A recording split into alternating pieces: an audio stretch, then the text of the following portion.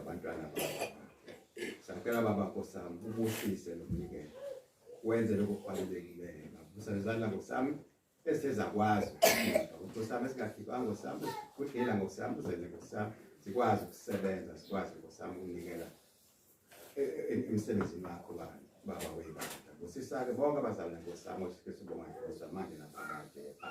Amen. 1 2 2 isekonzo nami 1 2 2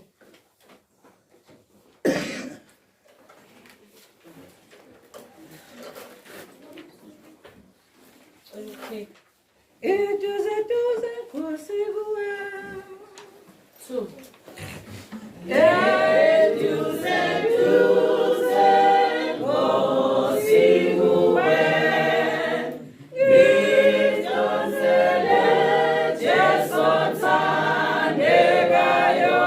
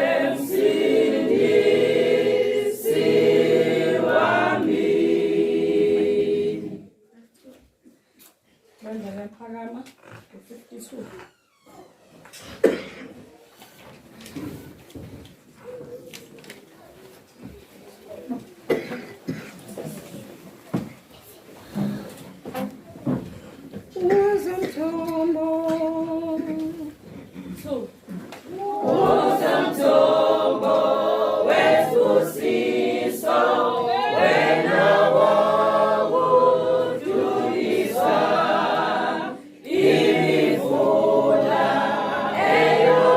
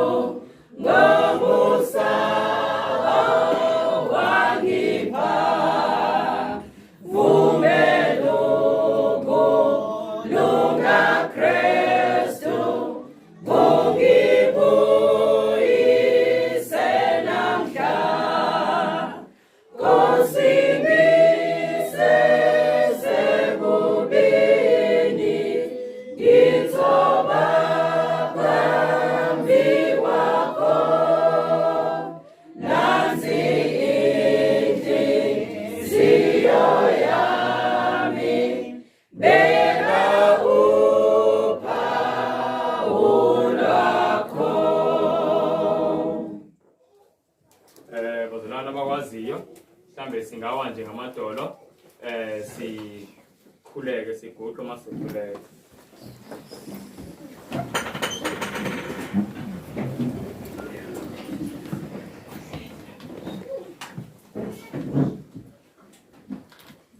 Nkosi ngegama likaYesu Kristu siyasondela kuwe. Asinamandla Nkosi singabantwana sonke. Sithembele kuwe Nkosi ngendlela emangalisayo. Ayikho Nkosi into esikwazi ukuzenzela yona.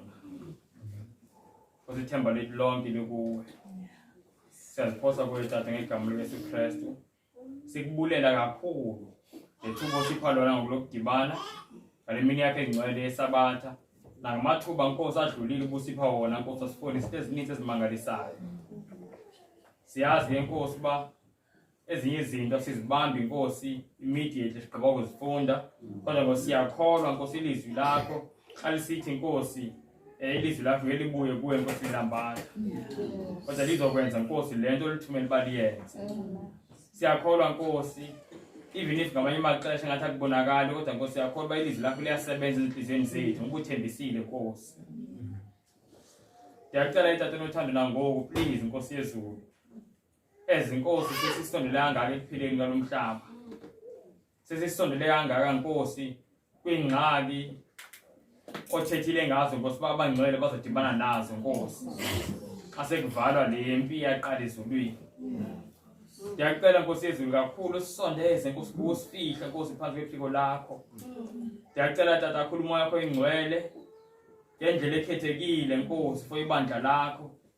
Ndiyacela Nkosi abantwana bakho Nkosi apha kwa-Arpos sonke sidibene usigcwalise Nkosi ngomoya wakho ingcwele ngesikwazi Nkosi ukwenza kwanto singenawo Nkosi umoya wakho ingcwele. Please Father ngegama likaYesu Kristu usithembisile Tata wathi xa sicela Nkosi yakusenzela.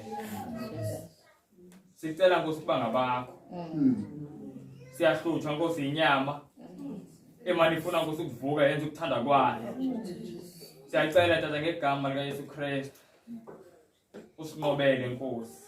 Please Lord, please Nkosi ndiyacela ngoba sifunde ilizwi lakho isono Nkosi silahlelwe ngamandla Nkosi.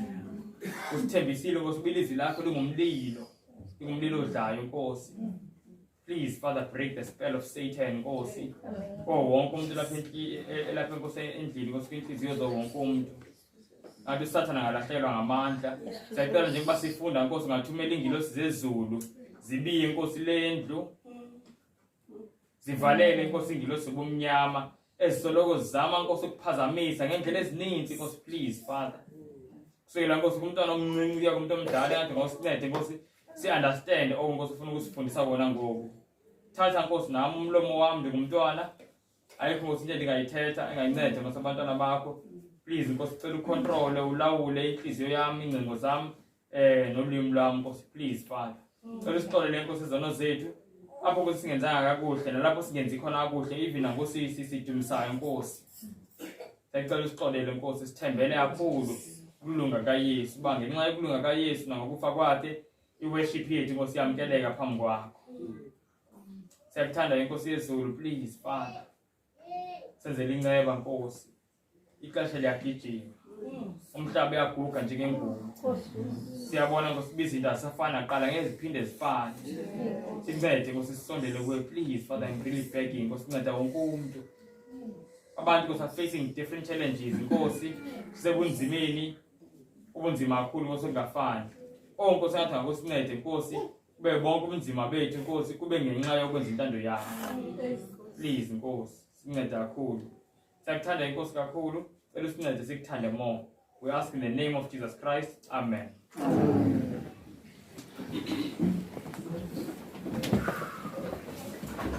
Bazalwane ngibingelele futhi ngegama lika Jesu Kristu. Amen.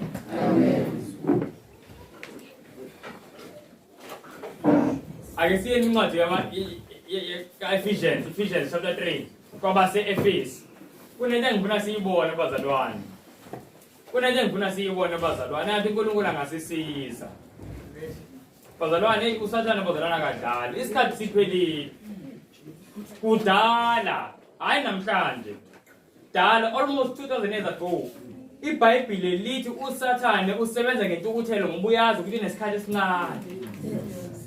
how much more bazalwane namhlanje njengoba ebona naye ngeyibonakalisa isikhathi ukuthi isikhathi sakhe esinjani sesisifishane usathane bazana akadlali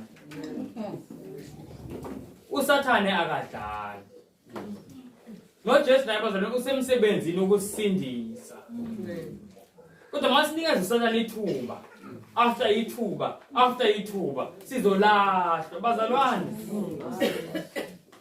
ngiyanenxusa ngempela angifisi ukuthi sidlale ngesikhathi yabo siloke sihlangana sihuba sithinteke kodwa siphinde sibuyele futhi emuva very soon bazalwane icilongo lizokhala very soon very soon uNkulunkulu uyakhuluma bazalwane ngezwi lakhe ngama signs nangumoya wakho ingcwele. Do you know bazalwane mawufunda ngoSimeon yama sikubona umkhumbula eSimeon siyamkhumbula iSimeon lo uJesu ngesikhathi esetempileni ufunda incwadi kaLuke chapter 2 lo lithi iBhayibheli wayithatha umpriest ebusy kuthi uyodedicate la kuJesu umpriest wenza iservice akaboni nokuthi lana uphethe umsindisi womhlaba wonke wenza nje uthathe into adlulise athi mayibabona abazali bayahlupheka vele baza nezinyoni ezincane angabanaki nokuba nakathathe lento edlulisa aqede athi uSimeon mayifika athi letha la lengane abonke la uphethe umsindisi amen ajabula athi awunkosi noma ungayeki inceke yakhe lakhe ngoba manje sengiyibonile inkosi seyibona lonto lithi izwi likaNkulunkulu umoya engcwele emambulela uSimeon ukuthi ngeke afe engambona umsindisi ngamanye amazwi umoya engcwele emambulela uSimeon ukuthi bazalwane kule generation aphila kuyona yila uJesu azofika khona sezweni bazalwane and you know mawufunda ngaSimeon ukuthi wayifunda iziprophet ezifunda iziprophet umoya engcwele beyifaka lento eyifaka enhlizweni yakhe awuzulala ungamboni umsindisi kule generation yakho kuzokwenzeka bazalwane ngifuna ukukhuluma iqiniso ngoba ukubuka ukufika kokuqala kaJesu kuyisibonelo sokuthi kuzobe kusenzekani phambi ukuthi uJesu abuye futhi okwesibini sezweni bazalwane ngeEnglish sijwayele ukuthi kuyitype sike siza ngisho masikhuluma ama-type and just like bazalwane kwakunomuntu uNkulunkulu ayemambulele ukuthi kule generation lena kula kuzofika khona uMesaya la nakule generation bazalwane uNkulunkulu kunabantu abambulele ngokufunda iziprophet futhi nangomoya kwengcwele ukuthi le generation bazalwane ayikho enyofika bazalwane sisekugcineni ngempela ngilo ngisho nje lento angikhuluma ihlaya bazalwane ngikhuluma into ngempela uNkulunkulu ayicacisile ngezwi lakhe futhi ayifake yaqina enhlizweni yami ngomoya kwengcwele kunjalo bazalwane sisekugcineni ngempela kuningi bazalwane kuzokwenzeka nosekwenzeka futhi okuzosidida amakhanda kodwa bazalwane sibhizi yadala abanye bayasuka kuJesu ngenxa yemishado mhlawumbe abanye bayasuka ngenxa yokufuna imali abanye bayasuka sesiyazibona nje ezisusayo bazalwane singavumi usathana ntonto imiqhele sesekugcineni ngiyanixusa ngempela bazalwane ngiyanithanda kakhulu noNkulunkulu uyanithanda ngendlela emangalisayo singavumi usathana asithontele imiqhele yathi wathi konke esikwenzayo singayicela ukwazi intando kaNkulunkulu uNkulunkulu uyasithanda angeke intando yakhe ngathi kube intando ezosilimaza noma mhlambe angazi ezosenzani ngezinye izikhathi you know thina uNkulunkulu simenza utaxi driver ongathembakalanga hey angifuni ukumyeka uNkulunkulu ashayele impilo yami phela ngingathi nje mangashayela uNkulunkulu ngiyavele yibone seke indawo njengaye ngayithandi seyibona leyo nto kwezinye izikhalo ufuna ukuyishayelela bazalwane uNkulunkulu asize ngempela ngoba isikhathi sisiphelele lokho bazalwane I know for sure uthi uJesu manibona lezi zinto nazi ukuthi senisemheleni sezweni bazalwane sisemheleni manje angiyazi mina into enzeka ngempela namhlanje bazalwane angikhuluma iqiniso kuyadlalwa ngempela ubani okwabona umama othi helelwa abe nje ezidlalela amathoyisi abe ezidrivela nje mhlawumbe izibona seyibona leyo nto enze ezinormal ehelelwa uthi uJesu mawufunda siyakhumbula sonke isifunda Matthew 24 kusukela verse 7 uyazibala izinto ezenzeka ukuthi isizwe sivukele esinye isizwe akhulume ngendlala akhulume ngokuzamazama komhlaba akhulume ngokubhubhana okuzogcwala umhlaba wonke uthi manibona lokho kumele nathi ukuqala kwemihele And siyazi sonke imihelo yenzeke ekugcineni bazalwane. Ayenzeke ekuqaleni ukukhulelwa. So uthi Jesu sekugcineni. Lento uyibona mama yenza mayikhuluma mama seyihelelwa. Uthi nawe kumele kube njalo kwena. Ukubona awuzubulahla relax nje. Kodwa abaningi bethu kungathi nje kuyadlalwa sifuna the same things asizifuna ngasingangena emhelweni. Sayibona leyo nto. Do you know ukuthi mama imayihelelo ngisho lo bese esitolo athi mhlawumbe uyothenga into ethile mase nanga umhelo lahla kwanto phansi ngabe uyothenga ugesi khohlwa yonke into ayidingayo manje ifone naku baba wasibona ngiyahelelwa naku seyibona bazalwane yonke into yami mama sengena emhelweni. Singakhohlisa bazalwane kuningukhohlisa ngaphandle kodwa masilandele izwi kaJesu ngesikhohliseke. Ngiyanxusa ngempela bazalwane. Hey, isikhathi sesiphelele ixilongo lizokhala very soon. Athi uNkulunkulu ngasiza bazalwane sizinikele kuyena ngokuphelele. Ungabikho sikubambile. Ungabikho sithi hey lokho ayengeke kunzima kakhulu Nkosi. Kunzima. uJesu ashizo. uJesu ahlatshwa imiqhele yameva. Jesu wabethela ngenxa yethu. Jesu adelelwa. Inkosi. Siyamazi uJesu inkosi enkulu kangakanani bazalwane. You know mayivuka uJesu ethuneni. Kuthiwa amasosha lawa ama-Romans mafuna ukudisaphages. Kuthiwa mayivuka uJesu ethuneni lezi ngilosi zazomlanda. Kuthiwa aqhuleka nje amasosha. And then as uJesu ephuma ayesevukile amasosha eqhaqhazela. Kuthiwa amangala athuka ukubona izithunywa zezulu ezikhanyayo zithoma phansi. Zikhonza uJesu athi ha lo muntu besimthuka. Lezi ngilosi zeziveza siqulekisa nje manje ziyathoba mazimbona. Sayibona bazalwane uJesu inkosi enkulu. Kodwa wavuma ukuthuka ngenxa yethu. Konke. Ayikho into bazalwane kumele ngasithi inzima kakhulu ukuhlukana nayo. Ayikho into emele ngasithi inzima kakhulu kuyizama. uJesu yamthanda umuntu ozamayo. Konke sikufundayo bazalwane uJesu into ayifuna ukuzuma umuntu ozamayo. uJesu yamthanda umuntu ozamayo. Asipha amandla. Asipha amandla. Asipha amandla. Emindenini yethu singakhululeki makhona ukuxukuzelwa nokuxabana njalo. Sayibona bazalwane sifise ukuthi kubuze uJesu. Amen. Sifise and sasikhulumile bazalwane sifundile ukuthi uma ngabe wena kuphela mhlawumbe wena kuphela umama okholwayo noma wena kuphela emndeni wakho okholwayo it's fine wena yenze yakho iphathi. Amen. Ungavumi ukuthi ukubheda komunye ukubhedise nawe senze lento bazalwane. Amen. iBhayibheli lithi okubi kunqotshwa ngani ngokuhle. Khona umuntu acisha umlilo ngomlilo. Manje sisuke senzani pho? Athi umuntu mayekuthuka nawe umthuki. Kuse ngikhathele uyosizaphi ke kanjalo? Phela bazalwane kuma relationships. Mase makunento yonakele. Angisho ithi mayonakele manje into yokuqala esiyenza isizama uyilungisa.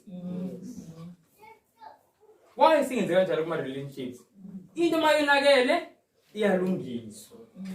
Into mayonakele iyalungiswa. Sebona bazalwane.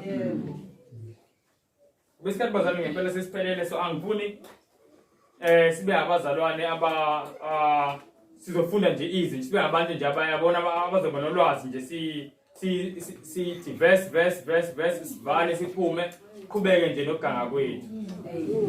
Siyabona bazalwane sathi uNkulunkulu ngempela ngasisiza bazalwane kakhulu. Hey ngiyanxusa isikhathi bazalwane sisiphelele kakhulu.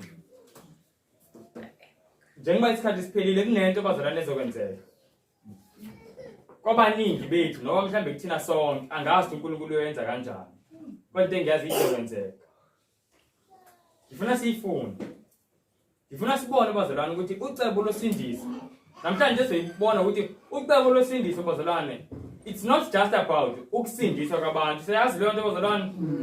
Athi ngiyiphinde lento. Ucebo losindiso it's not just about ukusindiswa kwabantu nje kuphela. kunento uNkulunkulu afuna ukuyenza nento uNkulunkulu afuna ukuyiveza.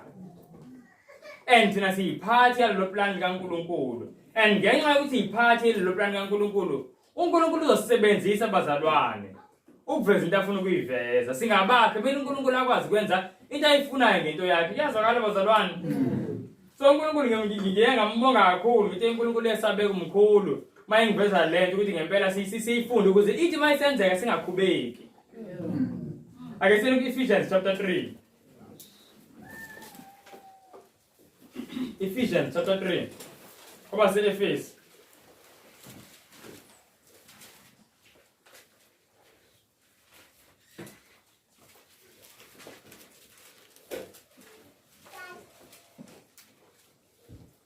Lesifikile abazalwane ngicela sifundela sila verse 7 yoma verse 10. Verse 7 to 10. Koba se-Efesi chapter 3 verse 7 to 10.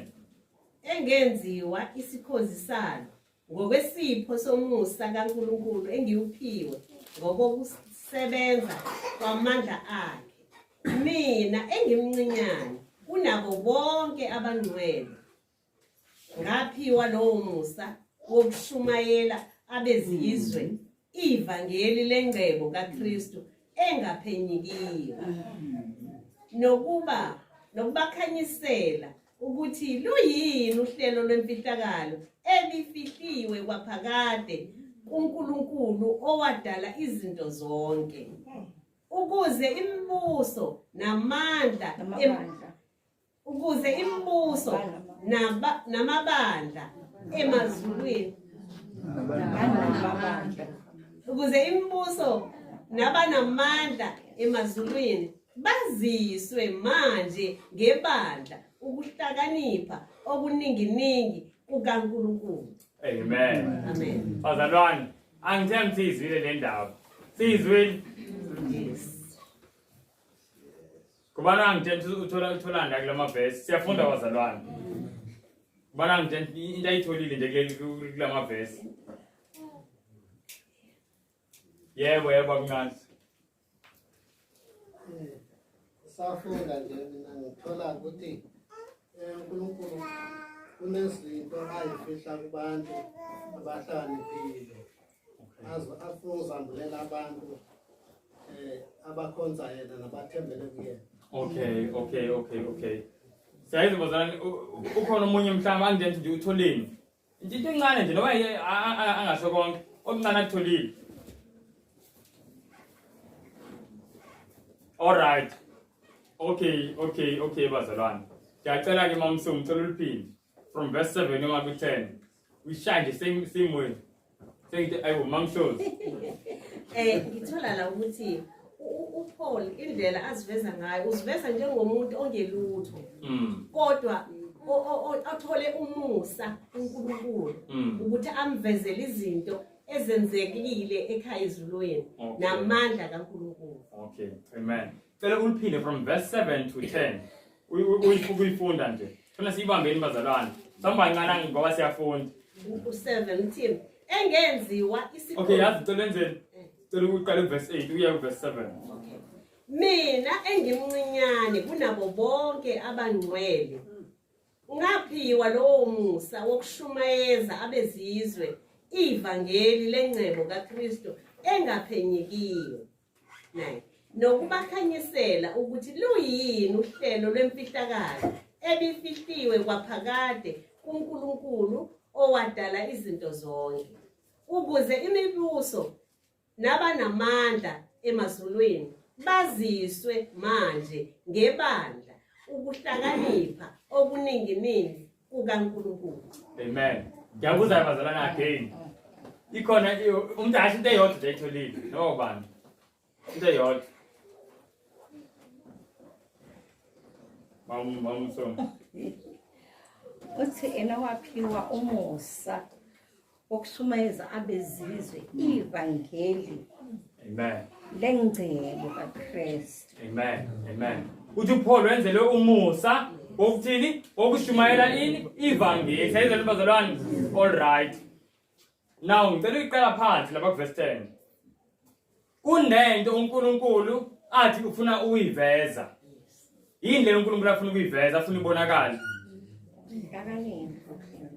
ukuhlakanipha kwakhe angisho bazalwane siyayizwa leyo nto so uNkulunkulu ufuna ukuveza ini okay uNkulunkulu ukuveza kubani ukuhlakanipha kwakhe imani bazalwane asiyibukeni ukuveza angisho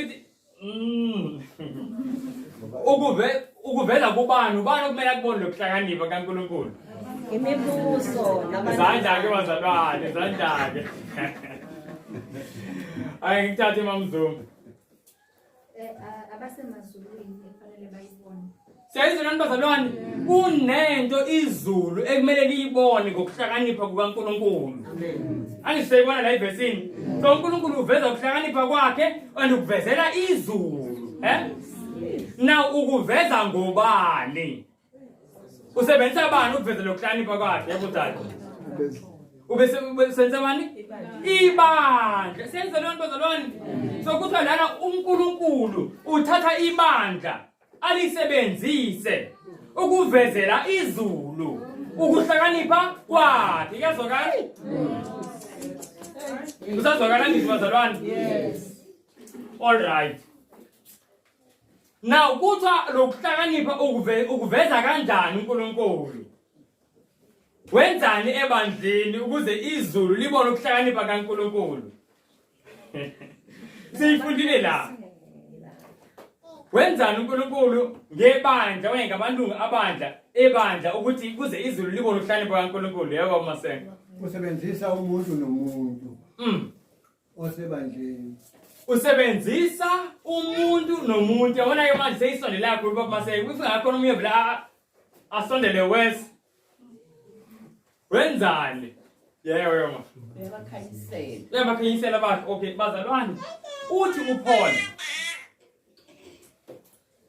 uthi uPaul lana uyena omncane kunabo bonke abangcwele uthi ongaphansi ngeEnglish uthi unto me who am less than the least of all saints mina omncane kunalo omncane kunabo bonke abangcwele usandla uPaul uNkulunkulu undiphe lo musa wokuhambisa ivangeli lakhe siyibona leyo nto and then athi ukuze kubonakale ngebandla ukuhlakanipha kaNkulunkulu emazulwini sayizwa nani bazalwane so ngemazi uPaul uthi ukuhlakanipha kwakhe uNkulunkulu ukuveza ngokuthi athathe umuntu omncane ongayilutho he takes the worst the weakest sayizwa leyo nto uNkulunkulu amsebenzise umuntu enze into ezimangalisayo amenze lo muntu engathembakalanga ukuthi hayi yisoni lesi uthi mina do you know ukuthi sebandleni angisho ebandleni kube khona abantu abalingani ngokholo sayizwa leyo bazalwane uthi uPaul mina ngingaphansi ngisho nakulo emncane kunabo bonke ngoba ngangingakholwa sayizwa leyo nto uthi kodwa uNkulunkulu uthathe mina ukushumayela ivangeli now umbuzo ukuthi awunkosi uthathelani umuntu omncane kanjena angisho that is the logical question vele into logically umbuzo kumele ngaba siyawubuza vele because why ungathathi lo engathi vele yena ohamba phambili elikholweni usebenzise yena uthi uPaul ebengakenza kanjani uNkulunkulu ngoba kunento afuna amazulu ayibone kuthi uNkulunkulu uyakwazi ukuthatha umuntu ongayilutho umuntu ongenamandla amsebenzise ukuveza ukuthi hey ukhona umuntu ebengakwazi ukwenza lutho umuntu ebeyisoni elokuphinda ukuze bonke umuntu ngempela yena uyena weak lo likolweni umuntu loke esiwa kulesona esifana esiphinda njalo uthi Paul bengaphansi kunalo kodwa uNkulunkulu wayithatha lento ayibeka kumina ukuze amazulu uyazi do you know ukuthi izigilo ezifundayo ngathi bazalwane ibandla loqobo ibandla lesiyilona linomsebenzi ospecial kakhulu ukuthi asawazi umsebenzi wethu that's why sometimes sisithuja nobe kanjani uNkulunkulu usibekele into especial ngendlela emangalisayo kunento uNkulunkulu afuna ukuyenza kuthina and uNkulunkulu njengoba enza leyo nto kuthina ufundisa ngathi ingilosi. Kuyazwakala bazalwane? Ezingilosi zibuka abantu bephenduka. Abantu bebeyizahluleki, be-weak, ingekho indaba yakhe, amadimoni edlala ngayo umuntu. Bayabona manje lo muntu kuKristu ume engathi uyidwala. Ingilosi kunento eziyifundayo. Now, ngicela ukusho lokho ebazalwane. Kunempi yaqala ezulwini. If uNkulunkulu ufuna ukuvezela izingilosi ukuhlakanipha kwakhe, ukuhlakanipha kwakhe ukuveza ngokuthi aphendule umuntu ebekuyena umuntu ebewiki nabo bonke. Amenze lo muntu akwazi ukugcina umthetho kaNkulunkulu. Amenze lo muntu akwazi ukuphilela uNkulunkulu. Seyizwa leyo nto? Kusho ukuthi kunento mhlambe ngingaze ngithi uma ngifunda le nto ngathi kuba ngathi mangifunda izingilosi bezingaqondi okanye bezingakholwa ukuthi kungenzeka ngempela yini lokho. Athi umuntu mase eyishone kangaka esonweni lo muntu aphinde futhi abuyiselwe ekuhambeni indlela kaNkulunkulu. Kuyazwakala bazalwane? Ngoba phela kuthi le nto uNkulunkulu yona into afuna ukuyiveza ngebandla kwizingilosi. Kuyazwakala bazalwane? Ayisena kwisambulo chapter 12. Okay, before sekusambulo ngifuna siyibone lento ihlale bazalwane, sibone ukuthi ucebo losindiso aliphathelanga nje nokusindiswa kwabantu. Ney'ngilosi kunento ekumele ziyifunde. Asiyeni ku 1 Corinthians chapter 4. Ngoba seCorinthians chapter 4. La sifunda, hayi singakayi Revelation asiqale 1 Corinthians.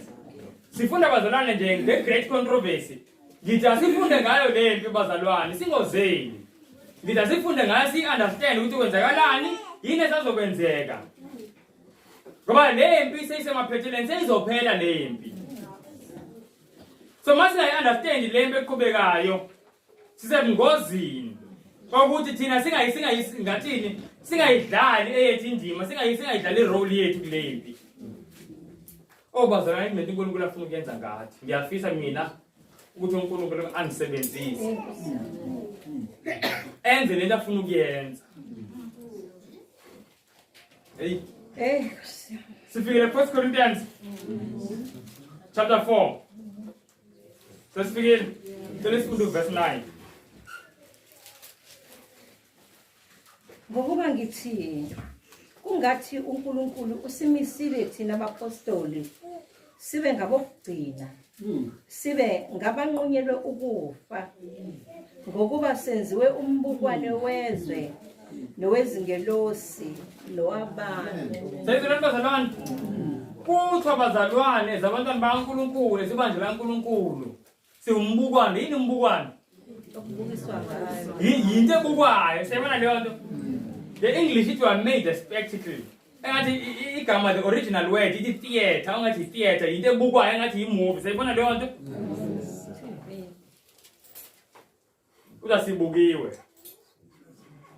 Asibukanga abantu nje kuphela. Siyayizwa lento bazalwane?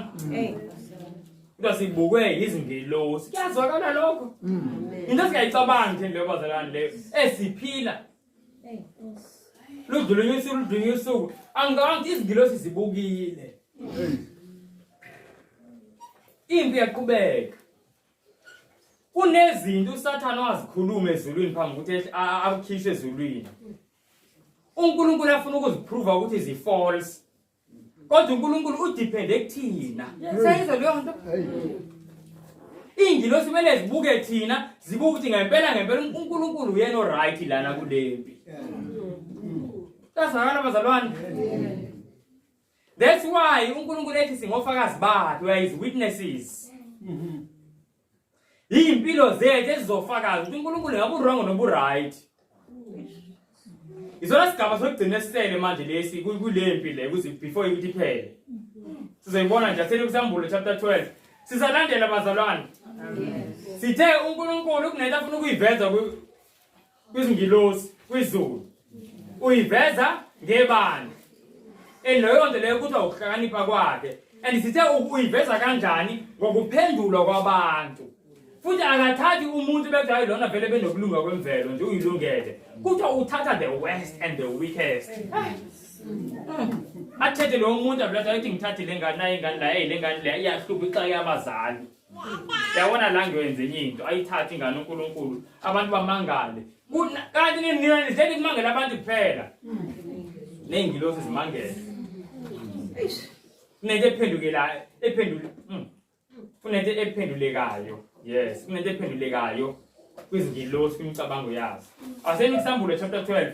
Funa sibone le mpi bazalwane ngoba seyiyaphela.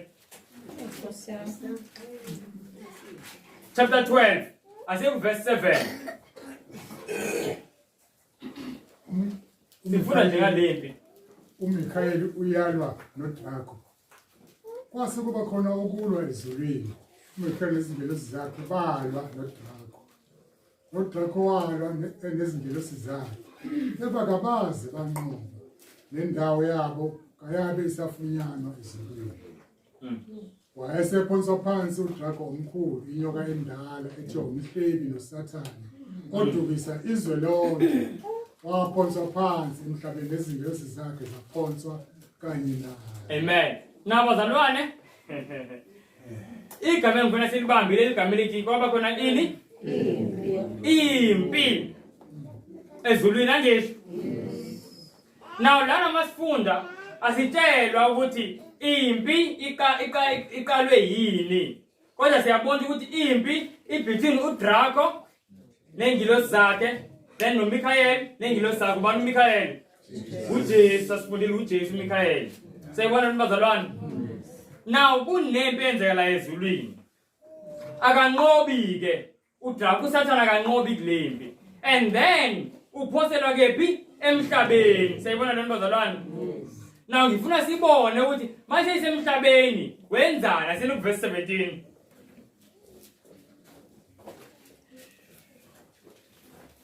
uDrako wamthukuthelela owesifazane. Owesifazane kambe yini bazalwane kwiprofeti urepresentant? Ibandla. So uDrako wathukuthelela ini? Ibandla. Glory to God. Take go back. Wamunga oyokulwa nabaseleyo benzalo yakhe. Wamuka wawenza ini? Wayokulwa nabo. In English it went to make war. Iyayiphinde leli gama lisenze verse 7. So lento Sathane beyenza ezulwini naku sesiyambona manje uyenza lana emhlabeni. Asiqhubeke mhlawumbe iqala phansi verse 17 then uhambe nayo. uDrako wamthukuthelela owesifazane, wamunga wayokulwa nabaseleyo benzalo yakhe. Labo abagcina imiyalo kaNkulunkulu nabanobufakazi bukaJesu. Bazalwane, leli verse liyaveza ukuthi uSathane akalwi nomhlaba wonke. Kuyazwakala? Yes. Lithi uSathane ulwa nobani? Kuthiwa ulwa nensali. Nensali bazalwane. Kunebandla lavele liqhubeka kusukela ekuqaleni ngemiyalo kaNkulunkulu. And then ezihamba isikhathi amabandla amaningi ayiyeka imithetho kaNkulunkulu. Lithi iBhayibheli leli eliqhubekayo yinsali yaleli bandla laqala. Kuyazwakala bazalwane? Now kuthiwa uSathane ulwa naleli bandla eligcina ini? Imiyalo kaNkulunkulu. Eliphethe nobufakazi ngoJesu Kristu. Siyizwa bazalwane?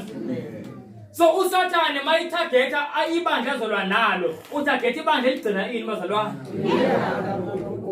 Yazwakala? So yini uSathane angayifuni? La emhlabeni siyambona uSathane njengoba eqhubeka nempi la emhlabeni. Into alwa nayo yini? Imiyalo kaNkulunkulu. Lo kumele kusitshela ukuthi ezulwini yini besilwa nayo? Imiyalo kaNkulunkulu. Ku verse 7 asitshela ukuthi impi yini becabeni yini angayifuni uSathane. But siyayibona manje masela emhlabeni ukuthi kahle into esenza sibe izitha zikaSathane nayi ukuthanda uJesu nokugcina imiyalo yakhe. Siphethe lento ezoyi2 mase sibeke ecaleni singabangani bakhe nathi sisebenzisana kunye naye. Siyabona nani bazalwane? So uSathane ubheka abantu uthi naba abantu engabafuni ngilwe nawo. Abagcina ini? Imiyalo kaNkulunkulu.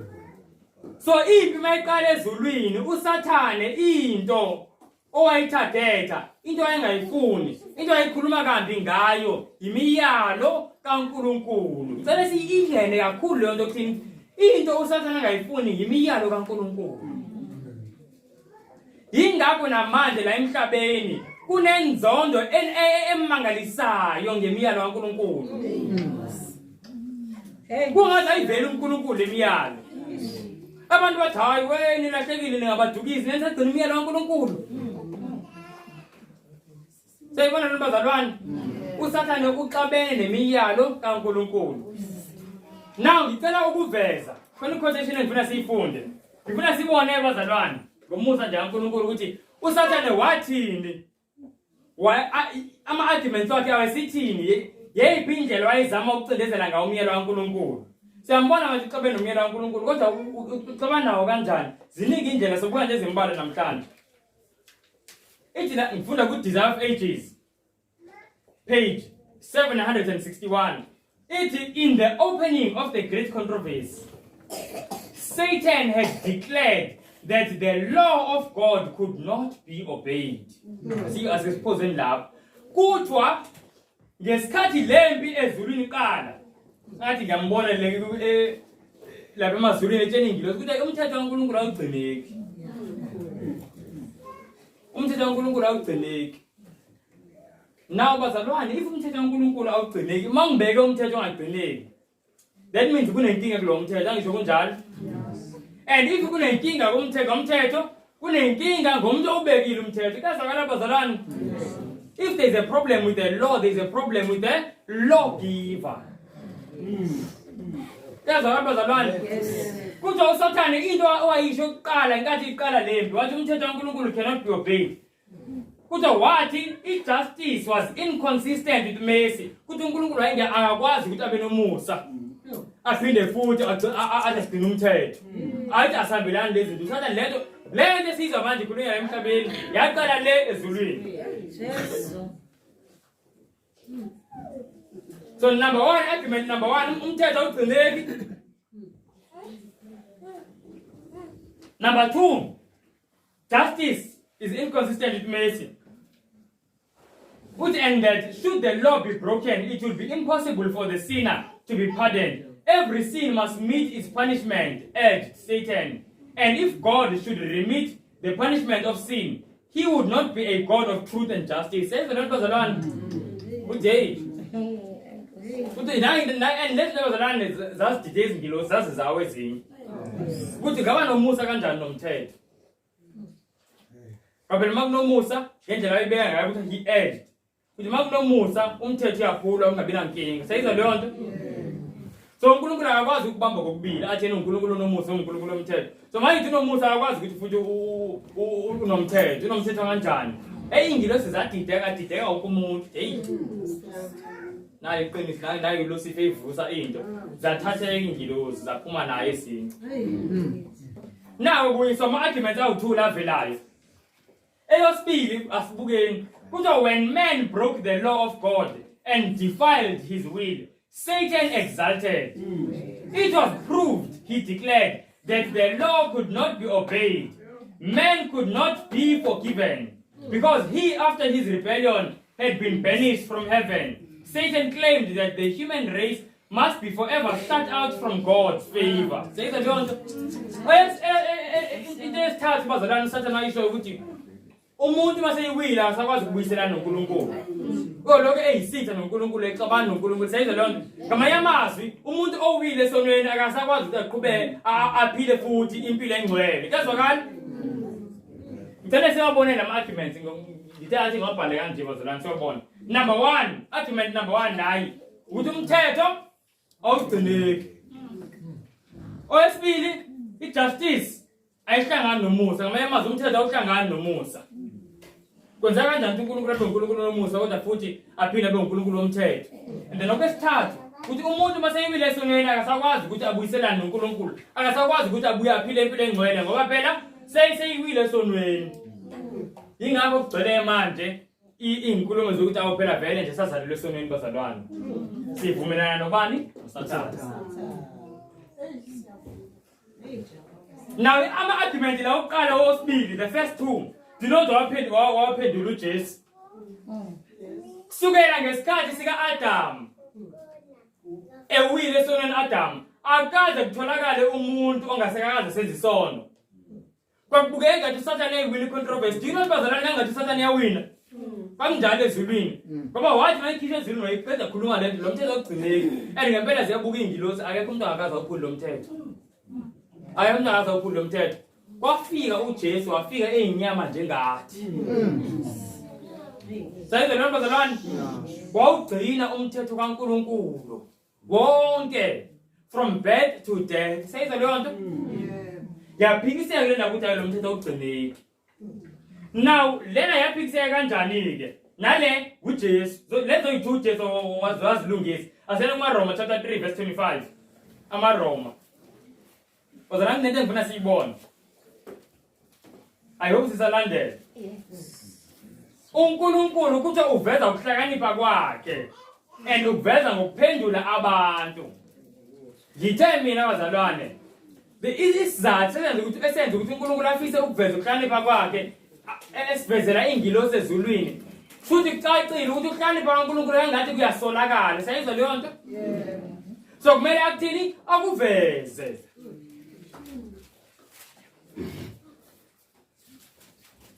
Through uJesu yavela phakathi yokuqala ukuthi umthetho ayagcineka. Kodwa amso nani ngiyacabanga lento engicabangayo. uSathane uyothi hawu vele ngoba kuJesu. Ayisibukeni bazalwane. Romans chapter 3 verse 25. Funa sibone le justice neyomusa engiyayithanda le verse. Sesifikile kumaRoma.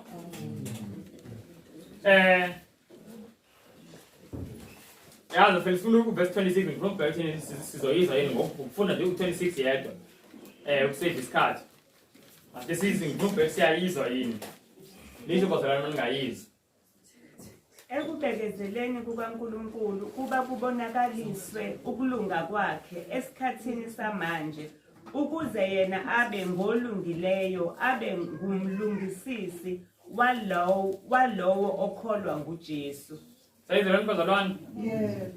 Abanizizwe kahle ngayizwa manje. Kuthiwa through ukufa kaJesu kwabonakaliswa ukulunga kaNkulunkulu. Ngokuthi uNkulunkulu wakwazi ukuba just ukuba ukulunga meaning wakwazi ukumaintaina ijustice.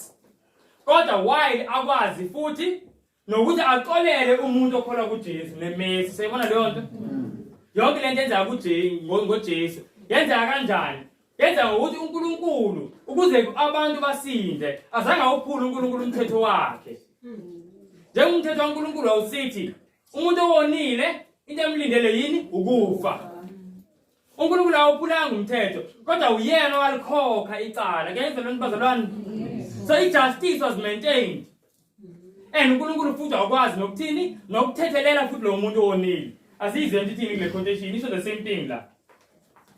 It is through Jesus God's mercy was manifested to man.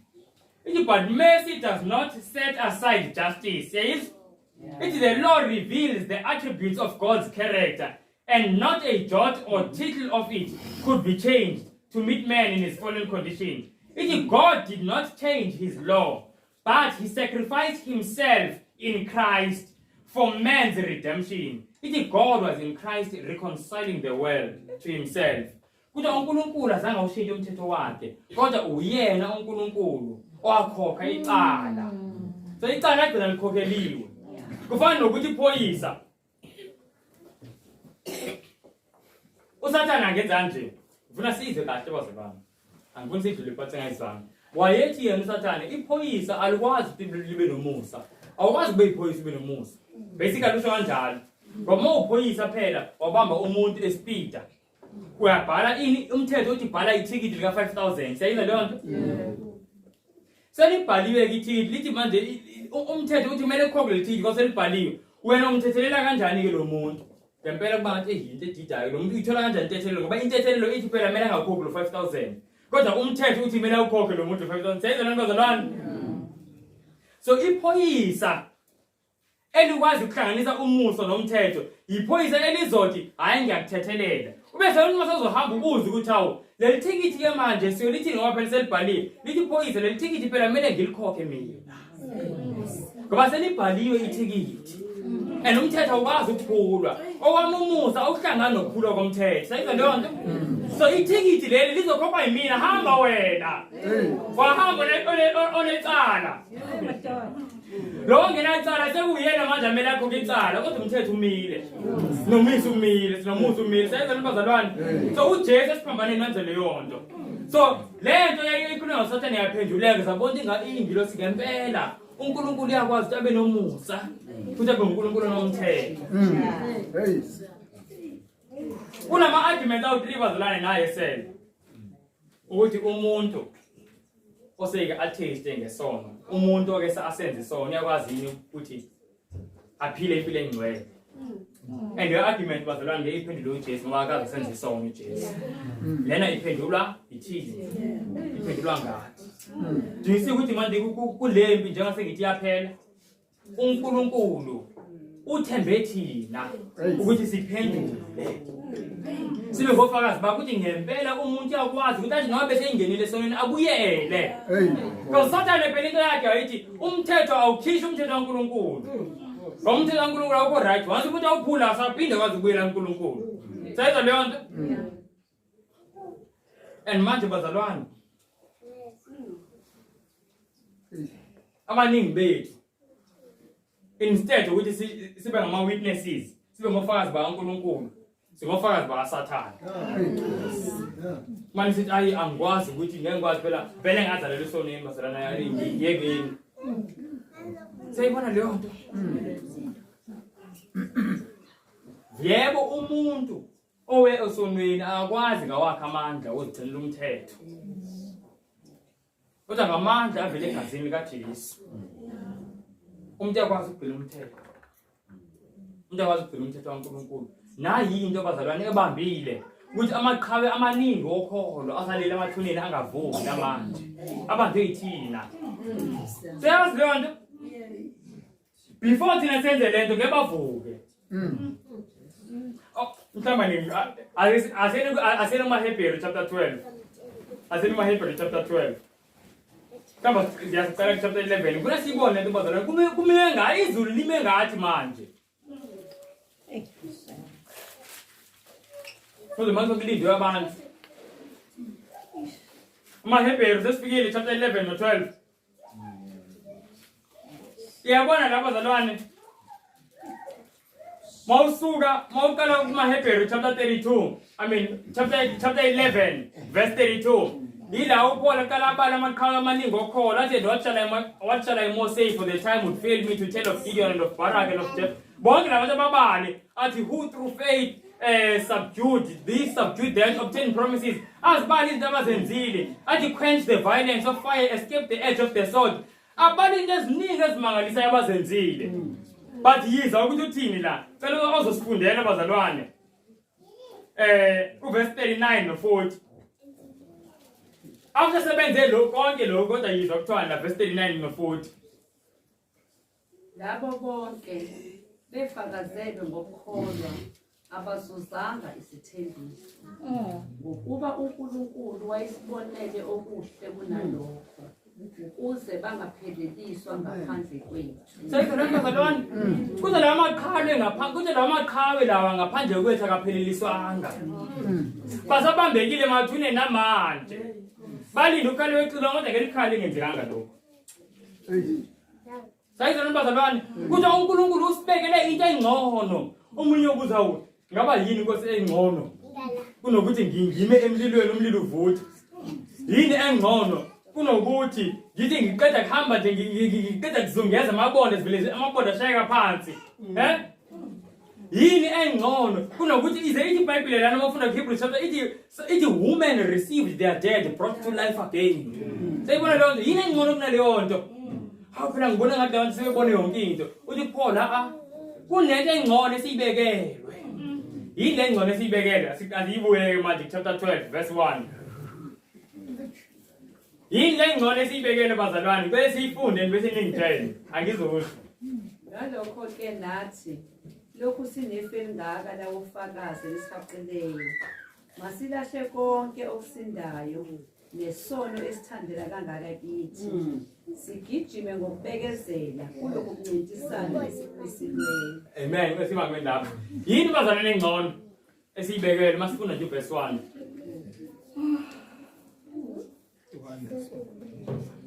Khona seyishilo. Oh bazalwane. Yebo ma. Imqhele, okay, imqhele.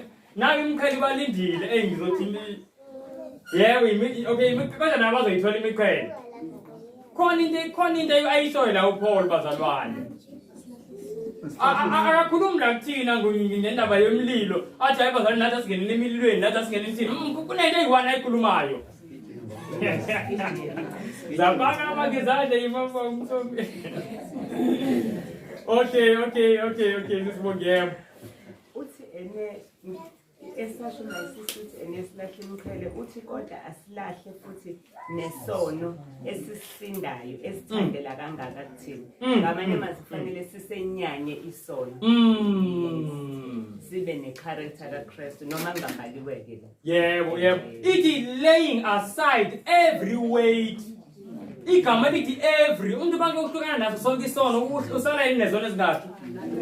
Senzeni bazalwane. Ngamanye amazwi into esilindele thina yiyo le ubungcwele. Ukuhlukana nesono. Uthi Paul lento ingcono. Yizona kunabantu babeme emlilweni. Kunabantu bayebona izingane zabo zivuka ekufeni. Bazalwane. uNkulunkulu namanje angalivula ulwandle. Namanje uNkulunkulu kodwa bazalwane ayikho into enzima njengokuthi umuntu ahlukane nesono. Futhi ahlukanisise nesono. Iyona miracle le uNkulunkulu afuna ukuyenza ngathi ukuthi thina silinde into emangalisayo.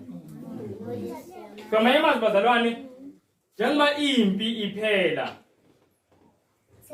And kuthi impi izophela only mase kuphendulekele argument. So njengoba impi iphela uNkulunkulu ufuna abantu. uNkulunkulu ufuna abantu abazofakaza ukuthi ngempela umthetho kaNkulunkulu uyagcineka. Siyizwa lento bazalwane. Kodwa not only ukuthi umthetho kaNkulunkulu uyagcineka. uNkulunkulu ufuna abantu abazofakaza ukuthi bazalwane engathi le mpi asikayifundi kahle eBhayibhelini. uNkulunkulu ufuna abantu bazofakaza ukuthi umthetho kaNkulunkulu siyakwazi ukugcina ngisho noba singatholi lutho. Angazi ngayichaza kanjani. Ake sende incwadi kaJob kunento engifuna siyibone. Just something small. Sasiyavala la ngayo iJob.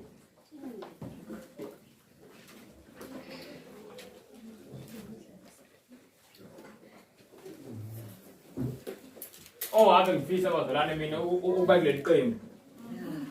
Kunabantu abathi hayi kunani phuma ngiqambe amanga manje ngikushiya azakubuza umuntu abele esibindi sokubuza athi kushila ngizulu ngena izulu. Ngithi yabona inkinga yabantu abazi ukuthi nayo into esiyibekele. It's not only about ukungena kwethu kwezulu. Masimthanda uNkulunkulu sizofisa kuba ofakazi bakhe. Siyibona lento bazalwane. uJob chapter 1. Ngicela sibone something. Verse 8 no 9 bazalwane ngokushesha.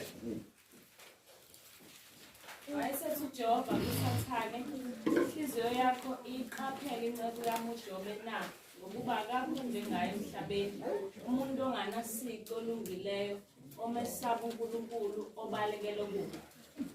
uSathane wamphendula uJehova wathi, uJobe uyamesaba uNkulunkulu ngeze na. Verse 10 no 11.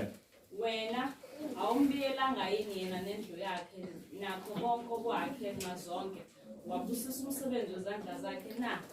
Impahla yakhe yandile emhlabeni, kepha ake welula isandla sakho uthinte konke anakho, impela uyakukuthuka ebusweni bakho. Nani bazalwane sithe into ebalekile into manje uNkulunkulu afuna iveza ngathi njengebandla ukuthi umthetho kaNkulunkulu uyagcineka ngisho nomuntu owangena esonweni nomuntu wakwaphila esonweni isikhathi eside uyakwazi ukuthi ngokusiza uJesu aphile impilo enjani engcwele ehlukene nesono. Uthi yahlala nomuntu uhlala ekudlula iminyaka ewu10 uthi hayazi sibani manje sengimaze 10 years angikaze ngiwezwa amanga emlonyeni wakhe. Bengazi yenzeka into kanje. Sengihleli manje sengihleli nalo baba hayi ayangikhumbuli ngimbona nje seyishaya umuntu seseyithukuthele. into enjani leyo angikhumbula ukuthi unomuntu ambambele igqomu sayibona leyo nto angikhumbuli ngempela angikhumbula ukuthi hayi ngelinye ilanga bathi bemfuna kade befika bezomfuna emsebenzini wakhe bemfuna ngesabatho kodwa hayi angikhumbuli wayevela acaciza yabona leyo nto umuntu uyafakaza ngempilo yakhe ukuthi umthetho kaNkulunkulu uyagcineka ngamandla avela egazini kezwa kabazalwane usathane izonda leyo nto akafuni nokuyibona yingakho lithi iBhayibhile uyalwa nalo babantu uyalwa kakhulu wayikhona kumuntu oyigcina umthetho kaNkulunkulu lithi iBhayibhile ephelele kodwa ngiyayizwa yini bazalwane impendulo kaSathane mayithi uNkulunkulu nangumuntu okwazi ukugcina umthetho wami uthi uSathane hayi lo muntu akakesabeli ize ukwesaba ngoba uyambribe ukusaba ngoba izinto zimhambela kahle ngamanye amazwi uSathane into ayisho ukuthi uJob ukulalela uNkulunkulu ngoba kunezinto omenzela zona ukulalela kwakhe ukulalela vele okuselfish ulalela ngoba kunento azoyizuza kuyazwakala so uNkulunkulu bazalwane ufuna ofakazi namhlanje kahle uJob ifesi nesikhathi ngenibonisa uJob uyitype yethu la egcineni komhlaba lento uJob wayiyona kumele sibe yiyona uNkulunkulu egcineni komhlaba ufuna ofakazi abazobonakalisa ukuthi umthetho kaNkulunkulu abantu bakhona abantu bawugcina umthetho kaNkulunkulu ngisho noma izinto zingabahambeli kahle Amen. ahlukane nalokhu kubhedelana kodwa umuntu umile kuNkulunkulu angisho ukuthi uSathane Nkosi lo muntu ukusaba ngoba vele umfihlile umbiyele lo muntu amkhusela ngisho ne umkhusela kuma side wonke kune hedge angikwazi ukungena kule hedge ingakho ngeke ngakhonza vele umuntu kanjalo owuvule ke le hedge ngingene ubone ukuthi kwenzakalani andino kwenzakalani bazalwane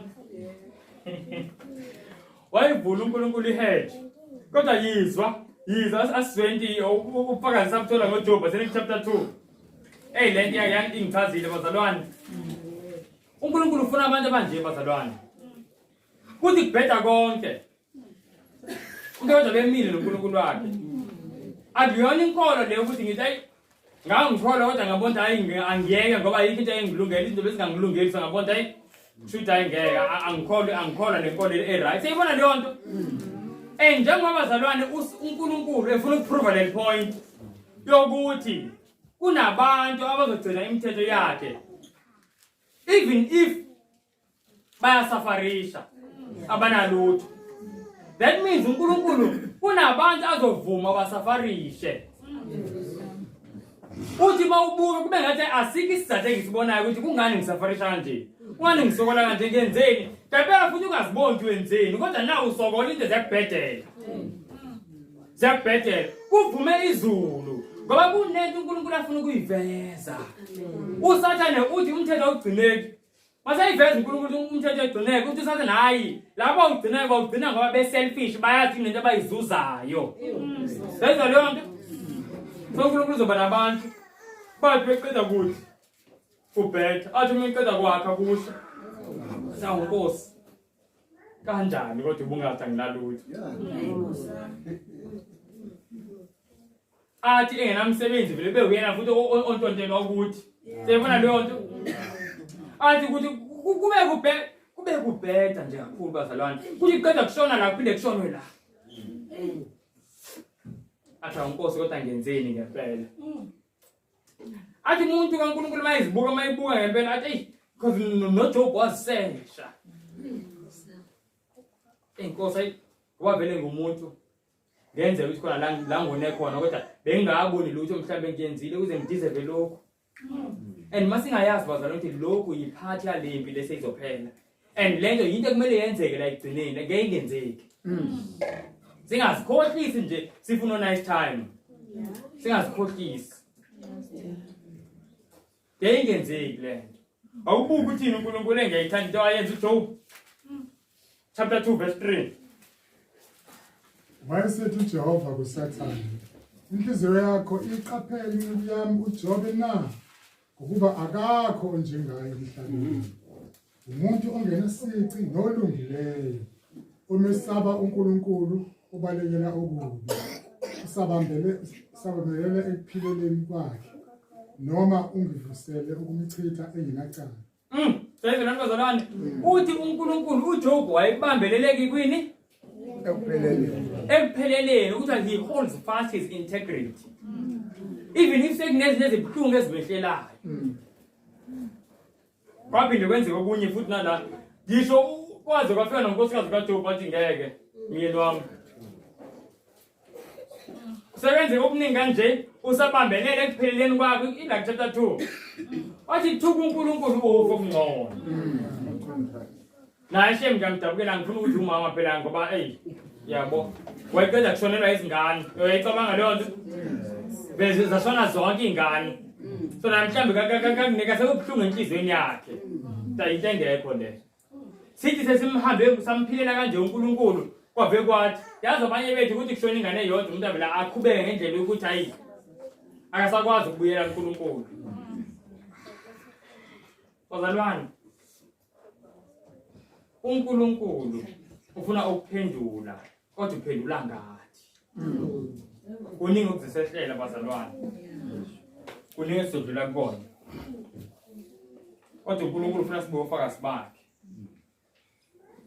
Uthi umthetho wakhe uyagcineka. Umthetho wakhe uyinjabulo. Umthetho kaNkulunkulu asewugcini nje ngenxa yokuthi kunekinto siyozuza ukuthi sizozuza ukuthi. Seyibona leyo bazalwane. Uthi sewuyilandele yonke health message. Seyizwa leyo nto uvele ugule. I'm sure kunabantu usathana athi ngabathi buka uNkulunkulu labantu laba bayakulalela hayi ukuthi mhlambe bayakuthanda bathi imizimba yabo yakho. Bakulalela ngenxa yokuthi vele lento yabasiza bangaguli. Yaba lokho beyabona belokhu bemile beshumayela nabantu abagule ugulise lo muntu uboneke. Uyombona manje icosha manje KFC lo muntu. Seyibona le nto bazalwane. So sengithi kuneziningi into uNkulunkulu azozivumela. Ziningi umoya ngibele nje ngiyabona uyasixwayisa bazalwane. Ngoba impi sisemaphethelweni yaphela. uNkulunkulu kunepoint afuna ukuliprove. Kunepoint afuna ukuliprove. uNkulunkulu ufuna simthembe bazalwane. And into ezosibamba kuzo zonke lezi zinto ezinzima. Uthi singamthuki uNkulunkulu iyodwa izosibamba ukumthanda uNkulunkulu. Azona iziprophet. Do you know ukuthi mawufunda ngeziprophet?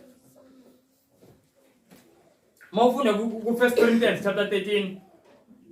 Uthi uPaul noba kunezilimi ngamanye amazwi noba kunabantu abakhuluma kamnandi uthi iyophela leyo nkulumo uthi they will stop. Uthi noba kuneziprophet nazo ziyoma. Uthi kodwa uthando alehluleki uthi love never fails. Kodwa uthando lubekezela yonke into. Sayizwe abantu bazalwane. Sayile losibamba sikwazi ukubekezela noma sidlula kwesiphi isimo. Yini? Uthando.